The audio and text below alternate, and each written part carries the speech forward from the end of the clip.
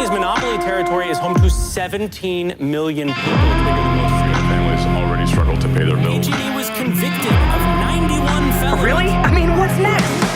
Greybeard talks solar.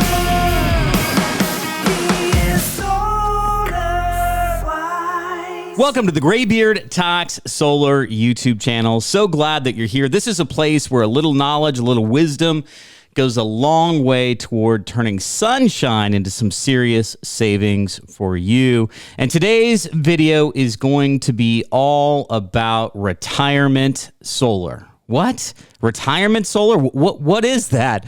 Well, effectively, what we're going to be talking about today is the jeopardy that many retirees face about unbridled and unhinged rising utility costs. They are significant.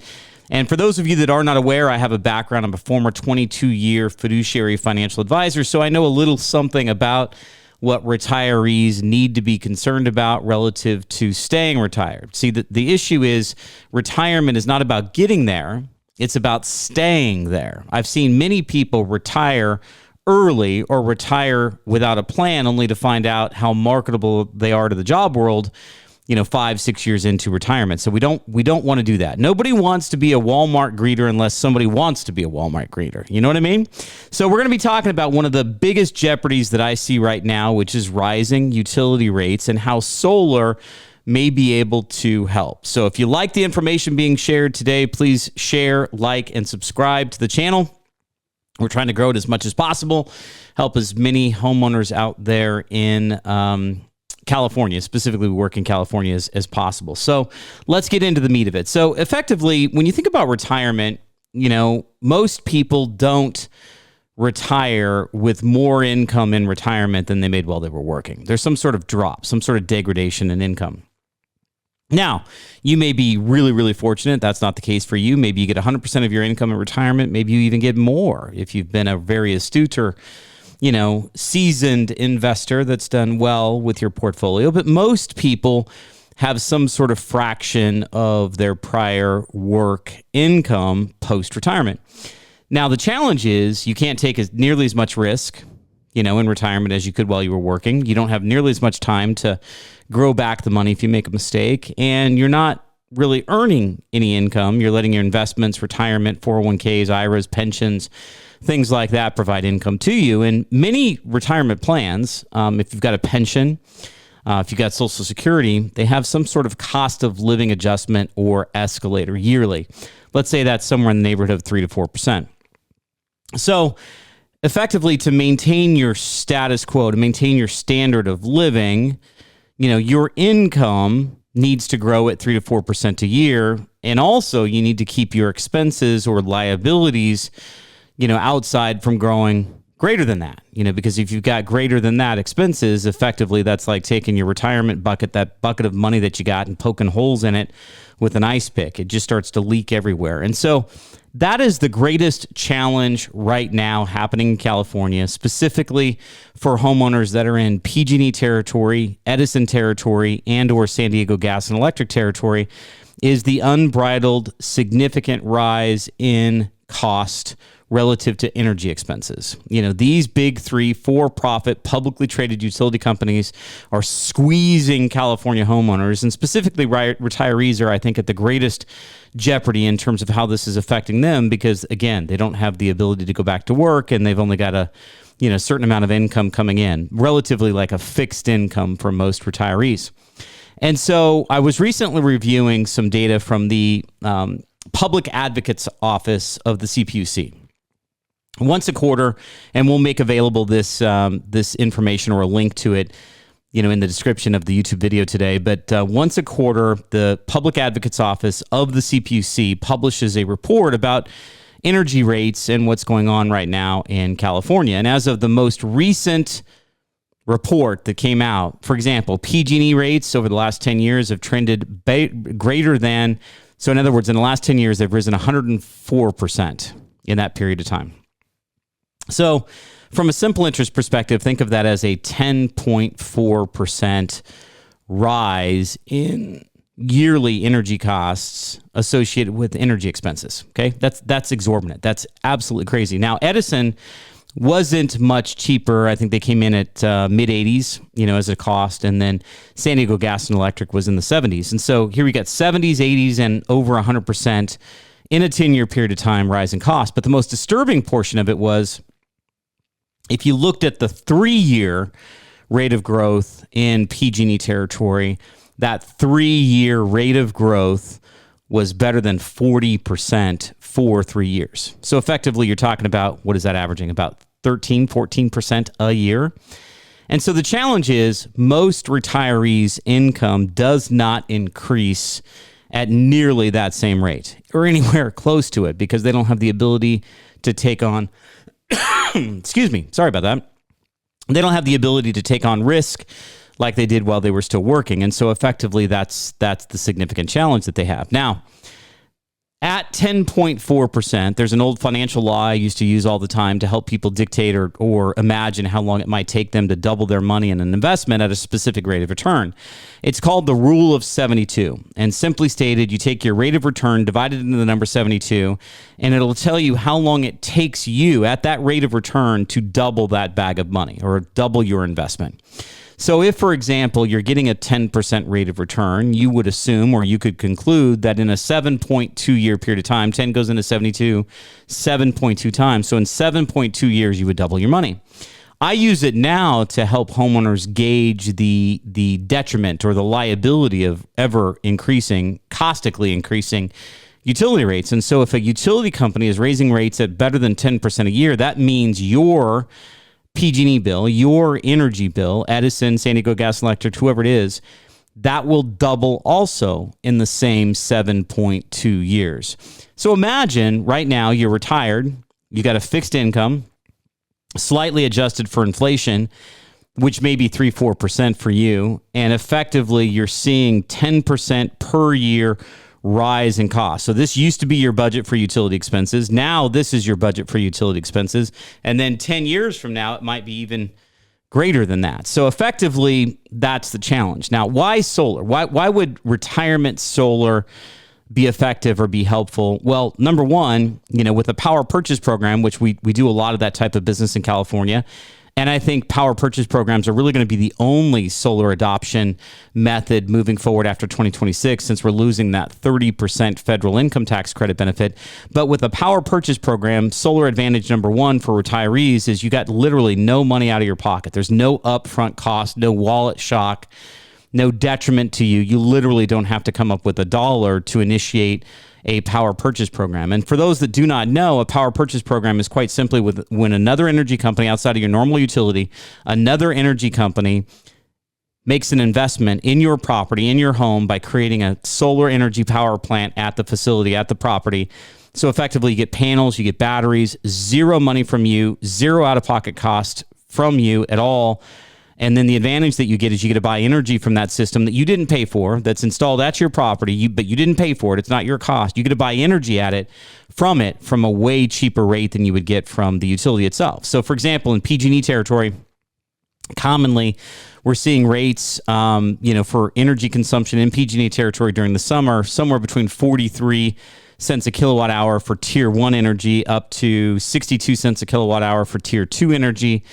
And these power purchase programs can generate energy for you at a fraction of that. We're commonly seeing 20s, 21, 22, 23, 25, 27 cents. Mid-20s is pretty consistent as an average. And so effectively, with no money out of your pocket, okay, you could start to reduce your exposure to the utility. So that's advantage number one. Advantage number two is obviously if you're spending less money on energy costs, you've got more money to go around. So if we can take what your bill is now and cut it in half, for a retiree vis-a-vis a power purchase program, take your bill, cut it in half with no money out of your pocket. So advantage number one was you didn't have to come up with the cash. Advantage number two is it's immediate savings. You don't have to wait 5, 6, 8, 10 years. The biggest objection that people in retirement have regarding solar is a lot of them, I don't know why people assume this. Hey, Greybeard, I don't know if I want to move forward with this. I'm retired. I'm no spring chicken. I'll probably be dead in 5 years. I can't count how many times I've heard somebody say that. And Number one, don't call that in. Don't say that. That's not something you want to say. But their concern is that they do not have enough time to see a positive return from the investment that they make in solar because of their age and their expected passing, whatever that might be. Well, all of that goes out the window with the power purchase program, because the moment that system's installed, as it starts to generate energy, you're able to buy that energy. The day the system's installed, you're able to buy energy from it at a way cheaper cost than what the utility is. And so there's an old adage financially that says dollar saved is a dollar earned.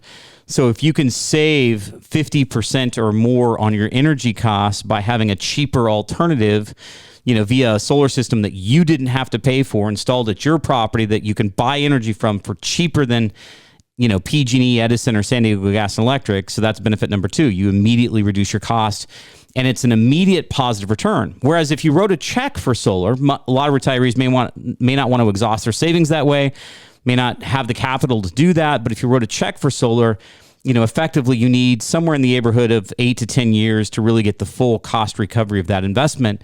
And that's the concern that a lot of retirees have. They don't have that window of time. The other advantage of power purchase programs relative to retirement is also they're predictable, slow growing. So if I asked you a question right now, what are PG&E's rates going to be 3 years from now? What are PG&E's rates going to be 10 years from now? None of us would know.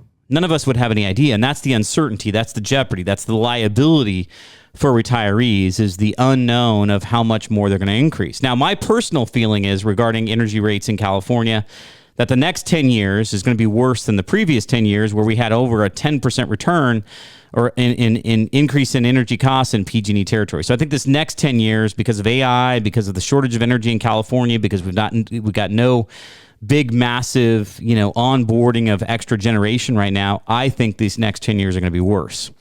So if you can mitigate the rising cost of energy, if you could know for certain what your energy bill was going to be in 3 years, 5 years, 10 years, is that not way better than dealing with the utility and the uncertainty of what they're going to do to rates? For example, PG&E last year in 2024 had 6 rate increases to the tune of over 30% just in that 1 year. And so that kind of uncertainty does not bode well for most people's retirement longevity. They just can't stay retired. And so what ends up happening for a lot of retirees is this. They start living much more like the Amish folks live. You start living with less electricity. You start living more uncomfortable in your own home. You start living with temperatures in the summer that are hotter than you ideally want to bear, but yet you don't want a monster utility bill. Or you end up dealing with temperatures in the wintertime that are a lot more, frigid or cold than what you really want to bear, but you don't want to get a massive utility bill. So one of the advantages of power purchase programs right now, relative to a retiree's situation, is that power purchase programs are relegated to a once-a-year cost increase, and it's capped. You can't do it multiple times. There's no such thing as multiple cost increases. There's one rate increase at the end of the first year, second year, and so on. So at 1 year anniversaries, one rate increase, and it's contractually limited in the agreement, in the contract, limited to no more than 3.5% a year, which would closely align with most retirement escalators. So effectively, if you could source your energy from another entity other than the utility and then constrain them to no more than 3.5% growth year over year as time goes on, now you're insulating your retirement nest egg and your overall income, your spendability of your money. You're insulating that from the great concern of rising utility costs. Because if you don't do that, and you just deal with the utility and they continue to raise rates at well beyond what your retirement escalators are, again, it's like taking an ice pick and poking holes in your retirement income bucket and just letting that money leak out everywhere, and they're the ones that benefit from it, okay? The other concern that you have is maintenance. With a power purchase program, there is zero maintenance required by you. Everything is taken care of. They warranty, service, and repair and replace all the componentry of the equipment.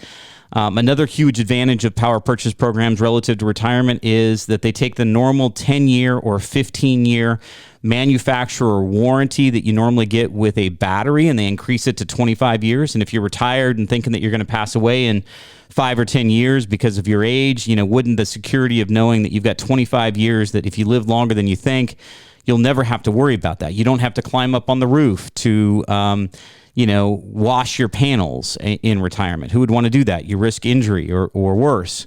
And so all maintenance, all servicing, all monitoring, all of it is taken care of by the company. And I think that that's awesome. And then the other advantage is that relative to the battery, if you buy a system and you've got a 10-year warranty on the battery or a 15-year warranty on the battery, and you're in retirement and that battery fails, you're the one responsible for replacing it. Whereas with a power purchase program, they do increase that warranty from 10 or 15 years to a full 25 years for you. So there's never, ever any point at which you're exposed to anything financial. And I think that's a great, great thing relative to retirement. So those were just a couple of quick thoughts for you as I deal with some sort of eye irritation here.